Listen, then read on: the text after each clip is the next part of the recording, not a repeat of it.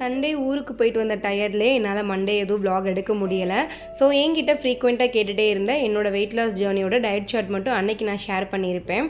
இனி Tuesday morning போல் வேகமாக lunch box preparation வேலைகளை ஸ்டார்ட் பண்ணியாச்சு. இன்னையிலேருந்து அம்முக்கு ஆனுவல் எக்ஸாம்ஸ்லாம் ஸ்டார்ட் ஆகுது. சிஸ்டரோட வீடு வந்து ஸ்கூலுக்கு கொஞ்சம் தூரம் அப்படின்றனால இனி எக்ஸாம்ஸ்லாம் முடிகிற வரைக்கும் அம்மு நம்ம வீட்டிலேருந்து தான் ஸ்கூலுக்கு போவா. ஸோ அவளுக்கு மட்டும்தான் இன்றைக்கி லஞ்ச் பாக்ஸ்க்கு வந்து பேக் பண்ணணும். சாதம் மட்டும் எங்களுக்கும் சேர்த்து மார்னிங்கே வச்சாச்சு. இன்றைக்கி குழம்பு எதுவும் பண்ணலை, தக்காளி வெங்காயம் எல்லாம் போட்டு தக்காளி பச்சடி மாதிரி ரெடி பண்ணியாச்சு. சைடிஷ்க்கு வந்து சிறுக்கிழங்கு பொரியல் தான் ரெடி பண்ணியிருந்தேன். இது குயிக்காக ரெடி பண்ணிடலாம். ஜஸ்ட் பாயில் பண்ணிவிட்டு மிளகாத்தூள் சீரகத்தூள் மட்டும் போட்டு ஃப்ரை பண்ணிட்டோம் அப்படின்னா சூப்பராக ரெடி ஆயிரும். அம்மா வந்து லஞ்ச் பாக்ஸ்க்கு கர்ட் ரைஸ் வேணும்னு கேட்டதுனால அவளுக்கு மட்டும் கொஞ்சமாக கர்ட் ரைஸ் பேக் பண்ணி கொடுத்து விட்டாச்சு.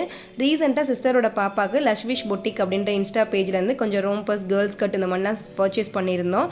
மெட்டீரியல் குவாலிட்டி ரொம்பவே சூப்பராக இருந்தது. அவங்களோட பேஜ் லிங்க் கீழே ஃபஸ்ட் கமெண்ட்டில் பின் பண்ணுறேன், தேவைப்படுறவங்க செக் பண்ணி பாருங்கள். நாளைக்கு ஒரு vlogல பார்க்கலாம். பாய்.